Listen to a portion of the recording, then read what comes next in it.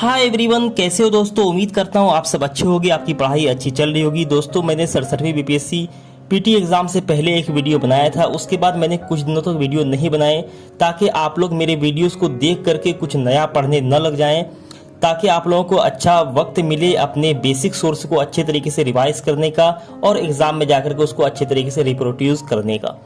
दोस्तों आप लोगों ने अच्छे तरीके से पढ़ाई भी की, अपना 100% दिया, मुझे पूर्ण विश्वास है आप लोगों पे।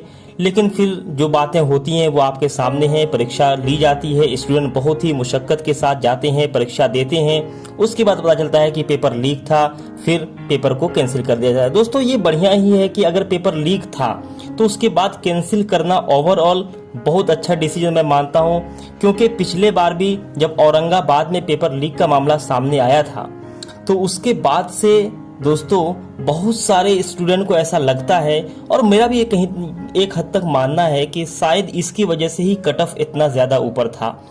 लेकिन दोस्तों जो होना था वो तो हो गया, लेकिन आगे का जो वे फॉरवर्ड है, या फिर इस परीक्षा से अगर ये परीक्षा पेपर लीक नहीं हुआ होता तो यही फाइनल 67वीं पीटी का परीक्षा होता, और अगर पेपर लीक नहीं रहा होता तो इसके आधार पे ही मेरिट लिस्ट तैयार होती, इसी के आधार पे लोग पीटी में चयनित होते, मेंस के लिए जाते, और फिर मेंस में चयनित होकर के फाइनली इंटरव्यू, उसके बाद से उनका सिलेक्शन होता राज्य के अलग अलग सेवा के लिए। तो दोस्तों मैं आप लोगों के सामने कुछ 4 से 5 बिंदु पे बात करना चाहूंगा कि क्या आप लोगों को देखने को मिला 67वीं पीटी की परीक्षा से। तो इस पे बात करने के लिए जो हमारा पहला मुद्दा है वो ये है कि ये पेपर कैसा था, टफ था, मीडियम था या फिर बहुत आसान पेपर था। आपने बहुत सारे लोगों की राय इसमें चुनी होगी, लेकिन दोस्तों जब मैंने अच्छे तरीके से इस पेपर का अध्ययन किया तो मैंने ये पाया। दोस्तों देखिए, कोई अगर यूपीएससी की परीक्षा दे रहा है, यूपीएससी की प्रिपरेशन कर रहा है, तो उनको ये पेपर दिखाइएगा तो वो जाहिर सी बात है वो बोलेंगे कि पेपर आसान है। लेकिन दोस्तों जो बैंकिंग की तैयारी कर रहा हो, रेलवेज की तैयारी कर रहा हो, उसे ये पेपर आप दिखा दीजिए, वो बोलेगा कि पेपर वेरी टफ। लेकिन दोस्तों आपको ये पता अगर करना है कि ये पेपर टफ था या इजी था या मॉडरेट था, तो इसके लिए सबसे जो अच्छा पैमाना है वो ये है कि बीपीएससी के प्रीवियस ईयर के क्वेश्चन को लेकर के दोनों का कंपैरिजन कर लीजिए। उसके कंपैरिजन में अगर ये टफ है तो जाहिर सी बात है पेपर टफ है, अगर उसके कंपैरिजन में इजी है या मॉडरेट है तो इजी या मॉडरेट पेपर रहता है। That's it. तो दोस्तों जब मैंने पीटी के 67वीं की परीक्षा का पेपर को पीटी के 66वीं या 65वीं की परीक्षा के पेपर से कंपेयर किया तो जाहिरी तौर पर मुझे ये देखने को मिला कि ये पेपर पिछले कई सालों के पेपर से टफ है, और इसमें जो आसान सवाल भी दिखते हैं वो सवाल भी 1 से 2 सेकंड ज्यादा वक्त लेकर के आपको बनाना पड़ेगा। दोस्तों पिछले के पेपर में अगर आप देखेंगे तो सवाल ऐसे पूछा जाता था कि निम्नलिखित में से किस जिले में सेक्स रेशियो किसका सबसे बढ़िया है, किसका सबसे बुरा है। इस बार अगर आप सवाल देखें तो आपको देखने को मिलेगा कि निम्नलिखित में से कौन ऐसा जिला है जिसमें महिलाओं की संख्या पुरुषों की संख्या से अधिक है। तो थोड़ा सा इसमें पेच है।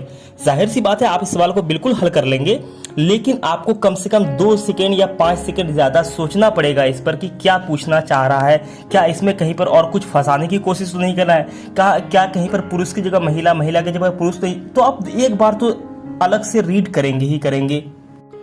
और दोस्तों इस तरह के कई ऐसे सवाल थे जो आपने कभी एक्सपेक्ट नहीं किया होगा कि ये बीपीएससी में पूछा जाएगा, लेकिन वो सारे सवाल देखने के लिए मिले।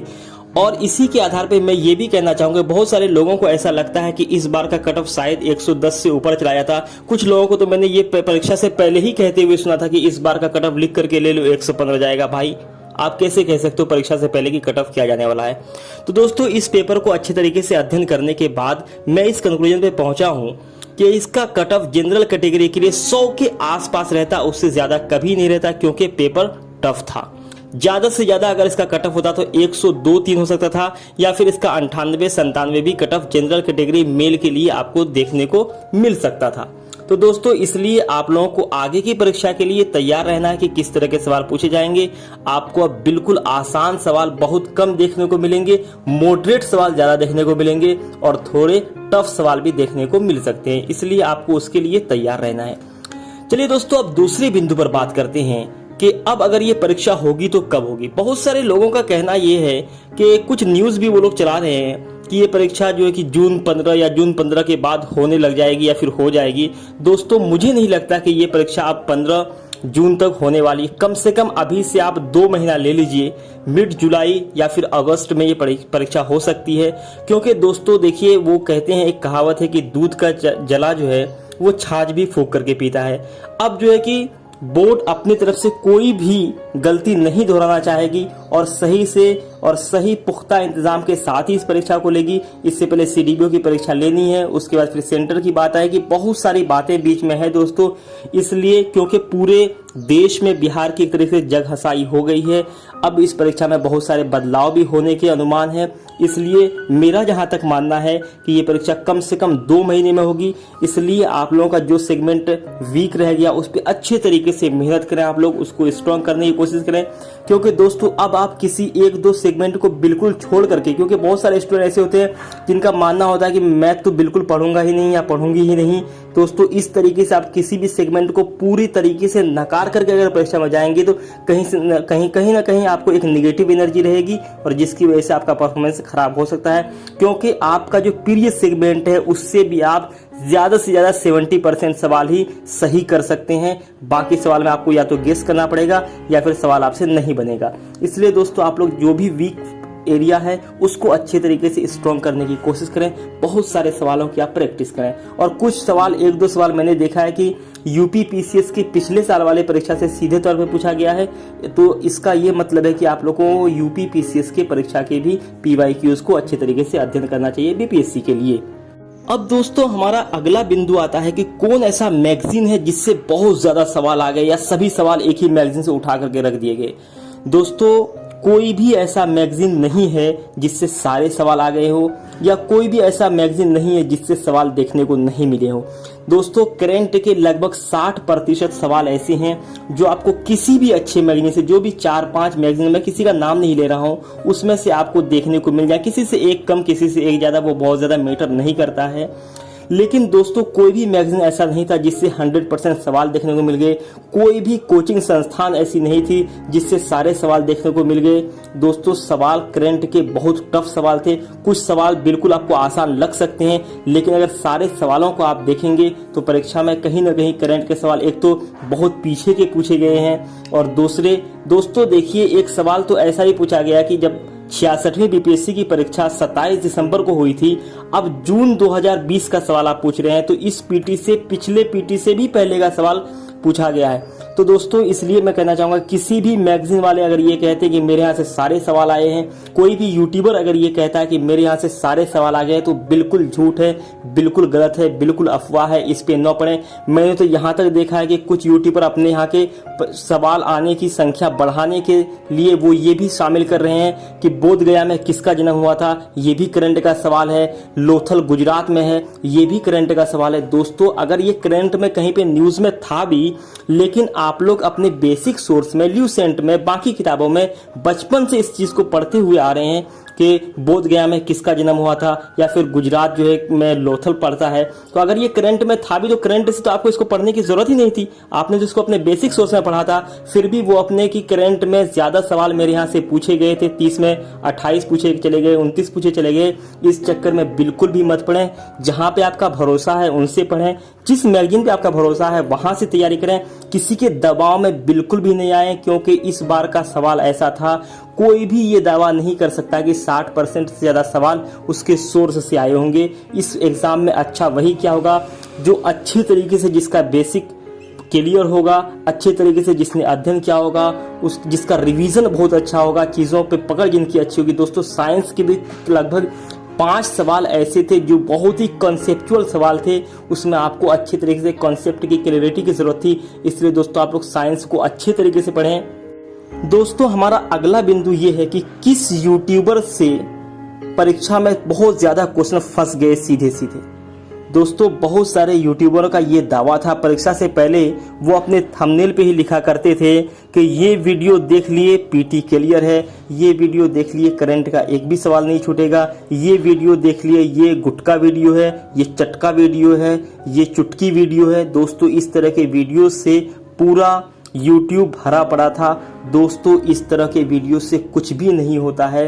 वो 1 घंटे 2 घंटे की वीडियो से अगर आपका एक क्वेश्चन बढ़ता है, उसके जगह पे अगर आप अपने बेसिक नोट्स को रिवाइज करते हैं, ल्यूसेंट को रिवाइज करते हैं, इम्तियाज अहमद की बुक को रिवाइज करते हैं, तो कम से कम आपका 5 से 6 सवाल बढ़ेगा। इस तरह के चक्कर में बिल्कुल भी न पड़ें, इससे आपका बहुत ही कीमती वक्त बर्बाद होता है और वो यूट्यूबर बाद में आपको कहीं दिखाई नहीं देंगे, आपके कमेंट्स का जवाब नहीं देंगे, आपका जो वक्त चला गया वो चला गया। ये बहुत ही गोल्डन मौका उन लोगों के लिए है जिनका स्कोर थोड़ा कम आ रहा था, जिन्होंने इस तरह की गलतियां की थी कि यूट्यूबर के चक्कर में पड़ गए, अच्छी अच्छी बातों में, चिकनी चुपड़ी बातों में उनके पड़ गए और अपना कीमती वक्त उनको दे दिया। दोस्तों अभी भी आपके पास 2 महीने से ऊपर का वक्त मिलने जा रहा है, इसलिए उस तरह के यूट्यूब को आप जो कि अनसब्सक्राइब करें या फिर उनके वीडियोस को देखना छोड़ दें। आपने बेसिक सोर्स पे फॉलो करें, प्रीवियस ईयर के क्वेश्चन को आपने दिल से लगा कर रखें, उसका बार बार रिवीजन करें और खास तौर से 67वीं पीटी की परीक्षा में जो क्वेश्चन पेपर आया है उसका अध्ययन आप रोज 10 से 15 मिनट रोज करेंगे। आखिर ये सवाल क्यों, ये सवाल क्यों, ये सवाल क्यों, इस तरह के सवाल पहले नहीं आते थे, अब आया है तो आगे क्या हो सकता है दोस्तों। क्योंकि ये पेपर टफ था पिछले सालों से, इसका मतलब हो सकता है कि बोर्ड में कुछ ऐसे लोग आए हों जिनकी मानसिकता इस तरह के सवालों को पूछने की हो, तो आगे भी ऐसे सवाल आपको देखने को मिलेंगे। इसलिए दोस्तों किसी भी यूट्यूबर के झांसे में आपको आने की जरूरत नहीं है, कोई भी यूट्यूबर आपको पास नहीं करवा सकता है। कुछ बहुत ही अच्छे यूट्यूबर्स हैं, मैं नाम किसी का नहीं लूंगा, आप लोग बेहतर समझते हैं, बहुत अच्छा गाइडेंस लोगों को देते हैं, मार्गदर्शन अच्छा करते हैं, लेकिन उसी जगह पे कुछ ऐसे भी लोग हैं जो सिर्फ अफवाह फैलाते हैं, जो अपनी दुकान चलाने के लिए कुछ भी बोलते रहते हैं दोस्तों। और आप लोग इतने प्रतिष्ठित परीक्षा की तैयारी कर रहे हैं, इतनी समझ आप लोगों में होनी चाहिए और मैं उम्मीद करता हूं कि आप लोगों में होगी भी। लेकिन इस परीक्षा को देखने के बाद मुझे जो बातें समझ में आई, मैंने सोचा आपके सामने एक बार अपने सिरे से मैं लाऊं। तो दोस्तों आज का जो हमारा आखिरी बिंदु है वो ये है कि आगे की राह हमारी क्या होनी चाहिए। तो दोस्तों आगे की राह की बात मैं पहले भी कर चुका हूं, जैसा कि मैंने आपको बताया कि कम से कम 2 महीने आपको मिलेंगे। तो ये 2 महीने दोस्तों देखिए, बहुत सारे लोग ये कहते हैं कि जो ल्यूसेंट के जीके बुक में साइंस का पोर्शन उसी को पढ़ लें, लेकिन दोस्तों मैं यहाँ पे आपको कहना चाहूंगा कि उससे ही काम नहीं चलेगा। आप साइंस वाला ल्यूसेंट पढ़ लीजिए, क्योंकि इस बीच में आपके पास समय है और ज्योग्राफी के सवाल मुश्किल पूछे गए हैं, सिर्फ ल्यूसेंट से सवाल शायद हल नहीं होंगे। इसलिए जो 11th 12th की ज्योग्राफी अगर वो बुक आपके पास है तो उसको आप पढ़ लीजिए, वहां से आपके कुछ अच्छे सवाल हल हो जाएंगे। और दोस्तों बिहार स्पेशल के लिए कम से कम आप 2 सोर्सेज को जरूर फॉलो करें। और दोस्तों एक चीज आप देखिएगा, बिहार के जो जितने क्षेत्र हैं, जैसे कि खनिज कहाँ पे पाया जाता है, नदियों से जुड़ा हुआ, सबसे एक न एक सवाल देखने को मिलता है। इसलिए इसको आप लोग एक छोटा सा क्रिप्स नोट से बना लें और उसको बार बार रिवाइज करते रहें। अब इसके लिए दोस्तों आप लोग बार बार वीडियोस पे मत जाएं कि मैं वीडियोस देख लेता हूं 30 मिनट में ये कवर हो जाएगा, 15 मिनट में ये नहीं। आप एक वीडियोस देखें या फिर एक सोर्स को पढ़ें, वहां से एक छोटा सा 2 पेज में आप मिनरल के लिए 2 पेज में, नदियों के लिए 2 पेज में, इस तरह से एंशिएंट हिस्ट्री का 2 पेज में बिहार का, इस तरीके से नोट्स बना लें और नोट्स को बार बार रिवाइज करें। वो आपके दिमाग में बैठ जाएगा, जाकर के परीक्षा में आपका सवाल हल होगा। वरना आप जाकर के परीक्षा में कहीं ना कहीं अटक जाएंगे, कहीं ना कहीं कंफ्यूज करेंगे। क्योंकि दोस्तों बार बार वीडियोस देखने से बेहतर है, आपका टाइम भी ज्यादा लगेगा उसमें, और नोट्स बना लेंगे तो आपका लिखा हुआ कहीं ना कहीं ज्यादा आपको एग्जाम में वो काम देगा। इसलिए आप छोटे छोटे नोट्स बना लें।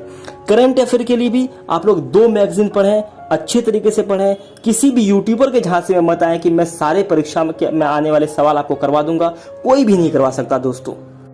तो ये कुछ चीजें थी मैं आप लोगों के सामने लाना चाह रहा था। कोई भी दोस्तों अगर आपको ये कहता है कि इस बार का कटअप भी 110 से ऊपर जाता, तो शायद उन्होंने अच्छे तरीके से परीक्षा के पेपर को अवलोकन नहीं किया है। इसका कटअप मैंने पहले भी बताया कि 100 के आसपास रहता, 2 कम 2 ज्यादा, जनरल की बात कर रहा हूं मैं, रहता। बाकी अगर कोई कैटेगरी में है तो उसका और उससे उसी हिसाब से कम रहता, उसी प्रोपोर्शन में। इसलिए दोस्तों अच्छे तरीके से पढ़ते रहिए। कटअप अगले बार भी हो सकता है अगर परीक्षा का सवाल इसी नेचर का रहा, और जो रहने की संभावना बहुत अधिक है।